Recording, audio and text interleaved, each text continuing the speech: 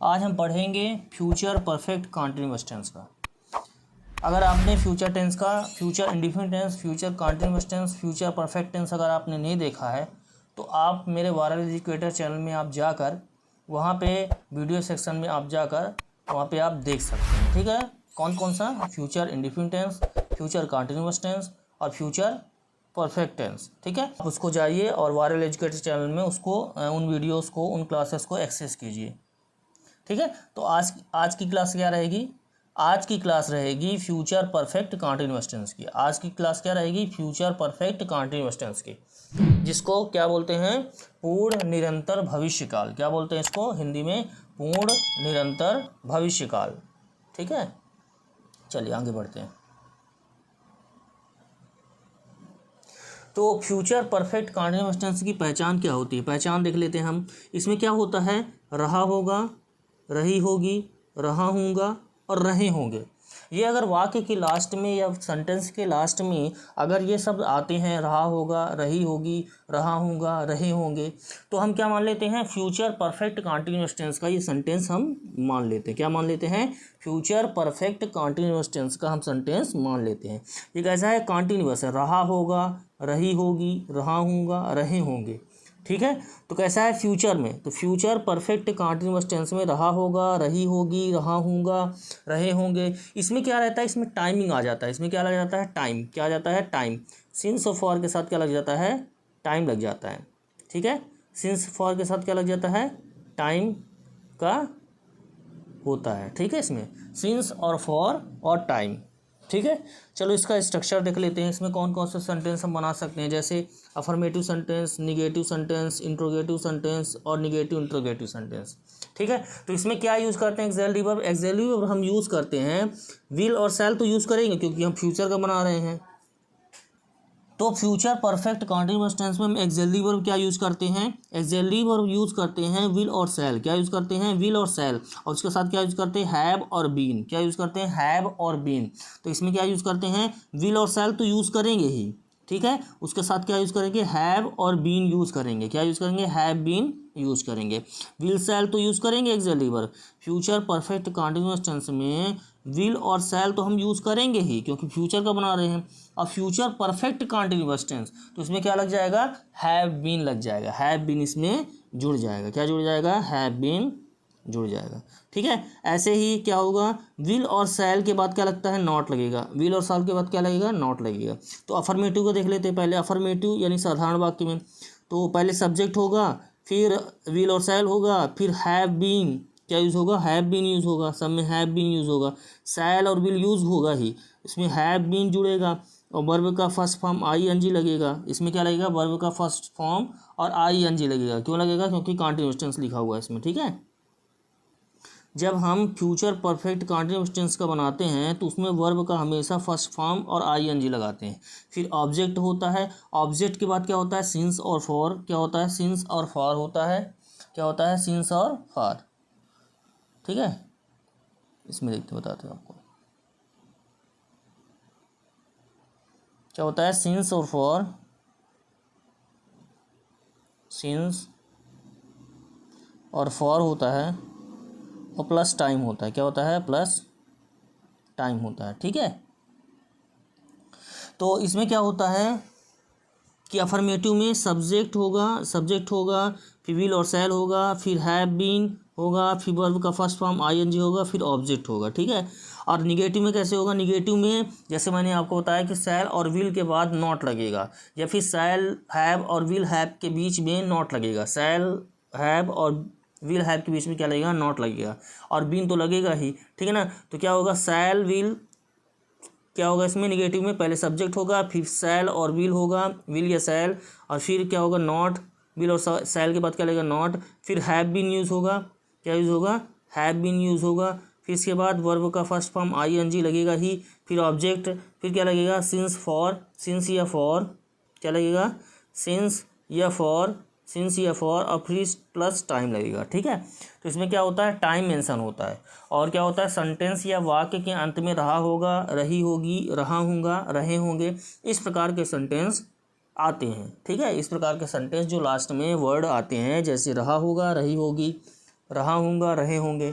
ऐसे वर्ड जो है, ऐसे शब्द जो है सेंटेंस या वाक्य के अंत में आते हैं और टाइम मेंशन होता है, और सिंस फॉर के साथ क्या रहता है, टाइम मेंशन रहता है, तो हम क्या समझते हैं, फ्यूचर परफेक्ट कंटीन्यूअस टेंस का सेंटेंस है। इसमें क्या यूज़ करते हैं, विल और शैल और हैव बीन यूज़ करेंगे। क्या करेंगे, विल और शैल तो यूज़ करेंगे क्योंकि फ्यूचर का बना रहे हैं, और विल और शैल के साथ हैव बीन जुड़ जाएगा। क्या जुड़ जाएगा, हैव बीन जुड़ जाएगा, और वर्ब के साथ फर्स्ट फॉर्म ING लगेगा। ठीक है, तो इसमें कैसे यूज़ होगा, अफर्मेटिव अफर्मेटिव, पहले सब्जेक्ट, फिर विल और शैल, और फिर हैव बीन, फिर वर्ब का फर्स्ट फॉर्म ING, फिर ऑब्जेक्ट। ठीक है, इसके बाद क्या होगा, निगेटिव। निगेटिव में कैसे यूज़ होगा, निगेटिव में पहले सब्जेक्ट होगा, फिर विल और शैल होगा, विल और शैल के साथ नॉट लगेगा, फिर हैव बीन अपने स्थान पर बना रहेगा, हैव बीन, और इसके बाद वर्ब का फर्स्ट फॉर्म ING, ऑब्जेक्ट। फिर इंट्रोगेटिव कैसे होगा, जैसे मैंने आपको बताया कि अगर मूव होगा तो क्या मूव होगा, शैल और विल मूव होगा, तो वो कहाँ जाएगा, सब्जेक्ट के पहले। कहाँ जाएगा, सब्जेक्ट के पहले विल शैल लिखा जाएगा। तो पहले क्या होगा, इंट्रोगेटिव में विल और शैल लगेगा, फिर सब्जेक्ट होगा और हैव बीन अपने स्थान पर बना रहेगा, वर्ब में ING लगेगा और ऑब्जेक्ट। ठीक है, फिर निगेटिव इंट्रोगेटिव में कैसे, विल और शैल लगेगा और सब्जेक्ट के बाद क्या लगेगा, नॉट। सब्जेक्ट के पहले विल और शैल और सब्जेक्ट के बाद नॉट लगेगा। और यह मैंने आपको पहले ही बताया प्रीवियस क्लासेस में, अगर विल नॉट होता है तो उसका वांट हो जाता है। क्या होता है, वांट हो जाता है। बाकी विल शैल लगेगा और सब्जेक्ट और नॉट, सब्जेक्ट के बाद नॉट, फिर हैव बीन अपने स्थान पर बना रहेगा, नॉट हैव बीन अपने स्थान पर बने रहेंगे। ठीक है, नॉट हैव बीन अपने स्थान पर बना रहेंगे, और फिर वर्ब का फर्स्ट फॉर्म ING और ऑब्जेक्ट। तो ऐसे हम affirmative sentence, negative sentence, interrogative sentence, negative interrogative sentence हम बनाते हैं। चलिए और थोड़ा सा देख लेते हैं, यहाँ पर देख लेते हैं। ठीक है, तो क्या होता है कि फ्यूचर परफेक्ट कंटीन्यूअस टेंस का ये स्ट्रक्चर होता है, इसकी पहचान होती है कि उसके अंत में क्या होता है, रहा होगा, रही होगी, रहे होंगे। क्या होता है, रहा होगा,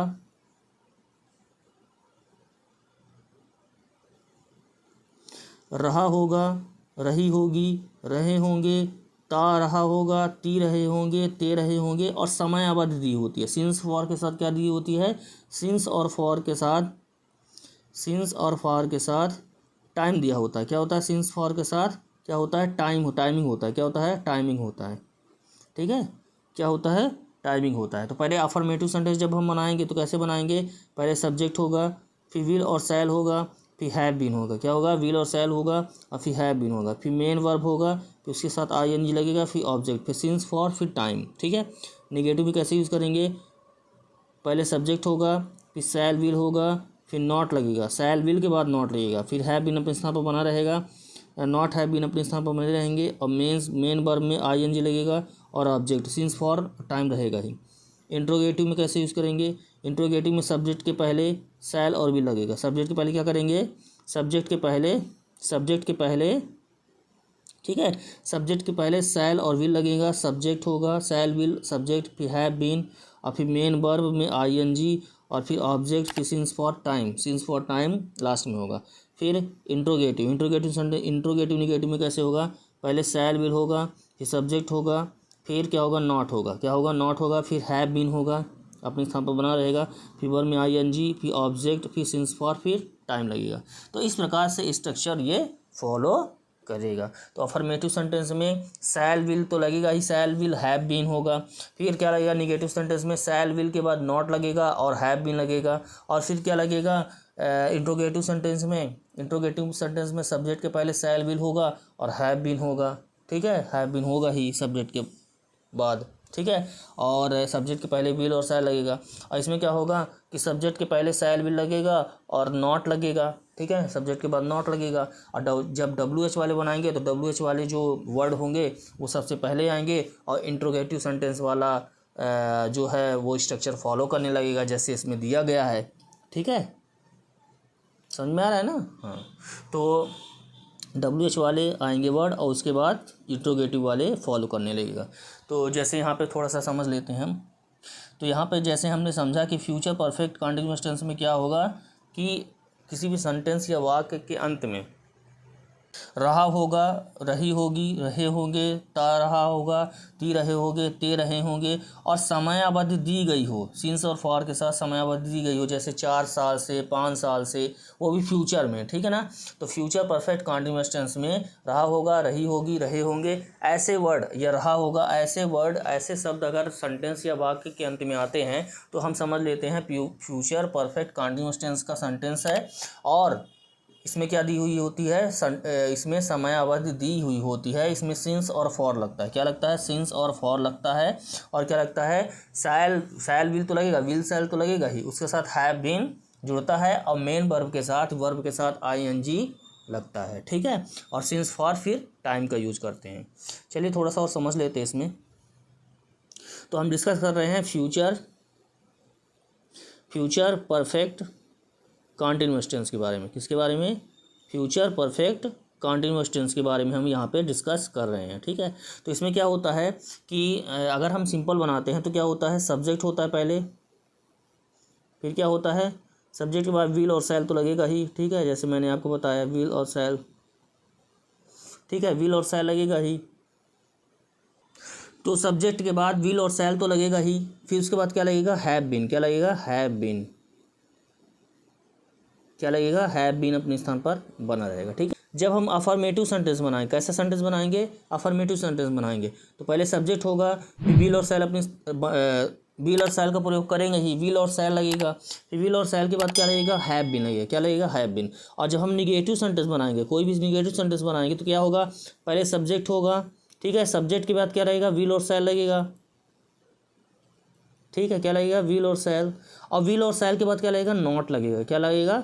नॉट लगेगा। और नॉट के बाद क्या लगेगा, हैव बीन। क्या लगेगा?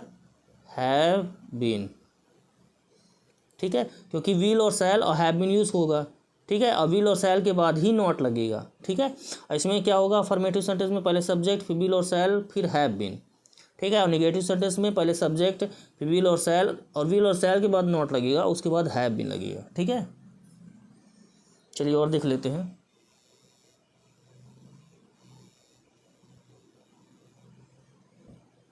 अब देखते हैं इंट्रोगेटिव सेंटेंस। इंट्रोगेटिव सेंटेंस में जैसे मैंने आपको बताया कि मूव क्या करेगा, विल और सैल मूव करेगा। क्या मूव करेगा? विल और सैल मूव करेगा। तो पहले क्या होगा, विल और सैल, क्या होगा, पहले विल और सैल, फिर उसके बाद सब्जेक्ट होगा, फिर क्या होगा, फिर होगा हैव बीन। क्या होगा? Have been. ये हम इसका बना रहे हैं इंट्रोगेटिव सेंटेंस का। और इसके बाद क्या होगा, इसके बाद वर्ब का फर्स्ट फॉर्म आईएनजी, वर्ब का फर्स्ट फॉर्म और आईएनजी लगेगा ही, और सिंस फॉर और टाइम, ठीक है। इसके बाद देखते हैं, किसका देखते हैं, इंट्रोगेटिव प्लस निगेटिव का। किसका देखते हैं? इंट्रोगेटिव प्लस निगेटिव का। तो विल और सैल लगेगा ही,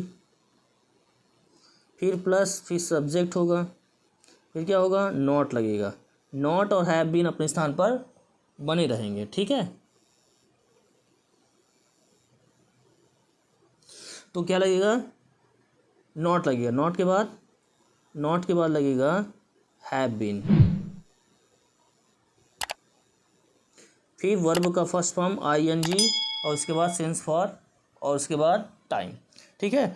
तो क्या होगा, सब्जेक्ट के पहले विल और सैल, और सब्जेक्ट के बाद नॉट और हैव बीन लगेगा, ठीक है। और सब्जेक्ट के बाद इसमें क्या लगेगा, जैसे अफर्मेटिव में पहले सब्जेक्ट, फिर विल और सैल, फिर हैव बीन, फिर निगेटिव में सब्जेक्ट, फिर विल और सैल, फिर नॉट, फिर हैव बीन, फिर इंट्रोगेटिव में विल और सैल सब्जेक्ट के पहले, ठीक है, फिर क्या लगेगा, हैव बीन। फिर इसके बाद इंट्रोगेटिव निगेटिव में सब्जेक्ट के पहले विल और सैल, और सब्जेक्ट के बाद नॉट और हैव बीन, ठीक है, ऐसे लगेंगे। और जब हम किसका प्रयोग करेंगे, WH का, यानी WH वाले, जैसे वाई, वेयर, हु, व्हेन, यानी वाई मीन्स क्यों, वेयर मीन्स कहाँ, हु मीन्स कौन, व्हेन मीन्स कब। ऐसे शब्द अगर किसी भी सेंटेंस में आ जाते हैं, हिंदी वाले वर्ड, जैसे क्यों, कहाँ, कैसे, कौन, ऐसे शब्द अगर हिंदी वाले वाक्य में अगर बीच में आ जाते हैं तो उसकी इंग्लिश पहले बन जाती है ना। और उसके बाद इंट्रोगेटिव निगेटिव वाला और इंट्रोगेटिव वाला स्ट्रक्चर फॉलो करने लगता है, ठीक है। तो पहले वाई, फिर विल और सैल, या फिर डब्ल्यू एच वाले वर्ड, फिर विल और शैल, फिर सब्जेक्ट, फिर नॉट, निगेटिव है तो उसके बाद हैव बीन। ठीक है, ऐसे हम प्रयोग करेंगे। तो स्ट्रक्चर आप इसको देख लें जिससे कि आपको समझ में आ जाएगा। तो क्या यूज़ करेंगे, विल और शैल, हैव बीन, विल और शैल, हैव बीन। विल और शैल के बाद नॉट लगेगा और विल और शैल ही मूव करेगा। जब इंट्रोगेटिव और निगेटिव हम सेंटेंस बनाएंगे, इंट्रोगेटिव या इंट्रोगेटिव निगेटिव बनाएंगे तो सब्जेक्ट के पहले हम विल और शैल का प्रयोग करेंगे। ठीक है, और जब डब्ल्यू एच वाले बनाएंगे तो सब्जेक्ट के पहले विल और शैल का यूज़ करेंगे, और जब डब्ल्यू एच वाले निगेटिव बनाएंगे तो सब्जेक्ट के बाद नॉट लगाएंगे। क्या लगाएंगे, नॉट लगाएंगे। ठीक है, तो आप इसकी स्क्रीनशॉट ले लें, आप इसकी प्रैक्टिस कर लेंगे, थोड़ा सा देख लेंगे, जिससे कि आपको affirmative sentence, negative sentence, interrogative negative sentence और डब्ल्यू एच वाले क्वेश्चन वाले आपको समझ में आएगा।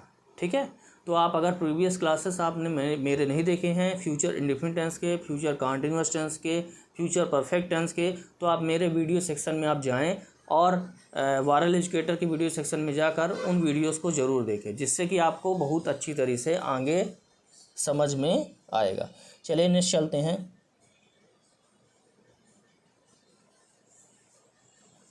तो अब देखते हैं सिंस और फॉर का यूज़ कैसे करेंगे। देखो, सिंस जो होता है specific point in the time, जैसे सिंस 9 AM 9 बजे से, सिंस 2015 से, सिंस अप्रैल, यानी पॉइंट ऑफ टाइम के लिए क्या यूज़ करेंगे, पॉइंट ऑफ टाइम के लिए क्या यूज़ करेंगे, जैसे 9 बजे से, 2015 से और अप्रैल से। ठीक है, तो स्पेसिफिक टाइम क्या होता है, specific time, point of time के लिए हम सिंस यूज़ करेंगे, और ड्यूरेशन ऑफ टाइम के लिए जैसे 3 घंटे से, 3 आवर्स, 2 आवर्स और 3 मंथ। ठीक है, ऐसे अगर ड्यूरेशन आता है तो ड्यूरेशन ऑफ टाइम के लिए हम फॉर यूज़ करेंगे, और स्पेसिफिक पॉइंट इन टाइम के लिए हम सिंस यूज़ करेंगे। अब देखते हैं किसके लिए यूज़ करें। जैसे एक हम देख लेते हैं इसमें, जैसे फॉर का यूज जो करेंगे वो पीरियड ऑफ टाइम के लिए करेंगे, इसमें नंबर दिया होगा और टाइम वर्ड दिया गया होगा, जैसे 7 मिनट से, 3 वीक्स से, ठीक है, 2 वीक्स से, 2 डेज से, 5 मंथ से, 8 ईयर्स से, 3 सेंचुरी से, और long time, long time, since ever.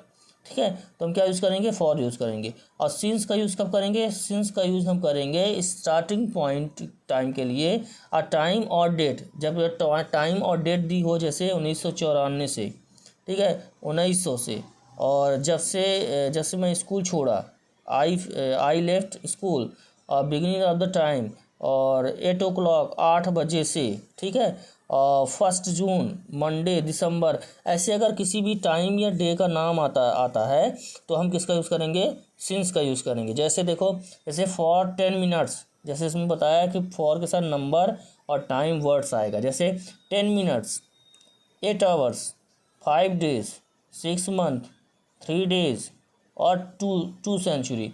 तो फॉर में किसका यूज़ करेंगे, पहले नंबर होगा और फिर उसके बाद क्या होगा, टाइम वर्ड्स हो गए।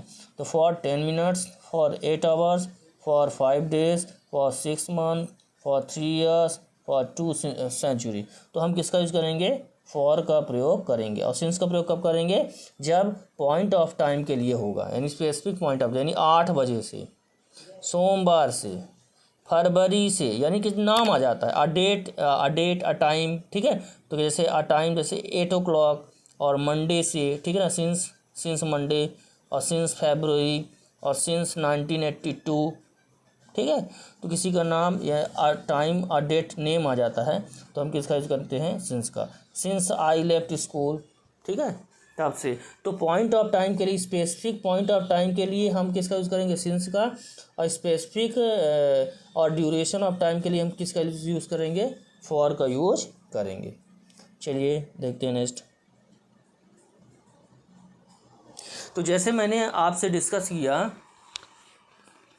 कि इसमें क्या यूज़ करते हैं, विल और शैल यूज़ करते हैं। इसमें क्या यूज़ करते हैं, विल और शैल। क्या यूज़ करते हैं, विल प्लस शैल। और क्या यूज़ करते हैं इसके साथ यूज़ करते हैं हैव बीन। ठीक है, और इसमें क्या यूज़ करते हैं जब हम निगेटिव बनाते हैं, तो विल और शैल यूज़ करेंगे, ठीक है। इसके बाद नॉट यूज़ करते हैं, इसके बाद हैव बीन यूज़ करते हैं, ठीक है। और जब हम कोई भी इंट्रोगेटिव यूज़ करते हैं तो सब्जेक्ट के बाद क्या यूज़ करते हैं, सब्जेक्ट के पहले क्या यूज़ करते हैं, विल और शैल मूव करेगा, ठीक है। विल और शैल मूव करेगा सब्जेक्ट के पहले, ठीक है। मूव क्या करेगा, विल और शैल, और ये जो होगा ये अपने स्थान पर बना रहेगा। नॉट और हैव बीन ये अपने स्थान पर बने रहेंगे, ठीक है, सब्जेक्ट के बाद। तो क्या यूज़ करेंगे, विल और शैल, फिर हैव बीन और वर्ब का फर्स्ट फॉर्म आईएनजी लगेगा ही, विल और शैल और फिर नॉट, फिर हैव बीन सब्जेक्ट के बाद, ये सब्जेक्ट के बाद है, ठीक है ना, सब्जेक्ट के बाद है, और ये क्या है, सब्जेक्ट के पहले, ठीक है। और जब हम इंट्रोगेटिव निगेटिव बनाएंगे तो नॉट हैव बीन लगेगा इस सब्जेक्ट के बाद, ठीक है, नॉट हैव बीन, और विल और शैल सब्जेक्ट के पहले ये लगेंगे और सब्जेक्ट के बाद नॉट हैव, ठीक है।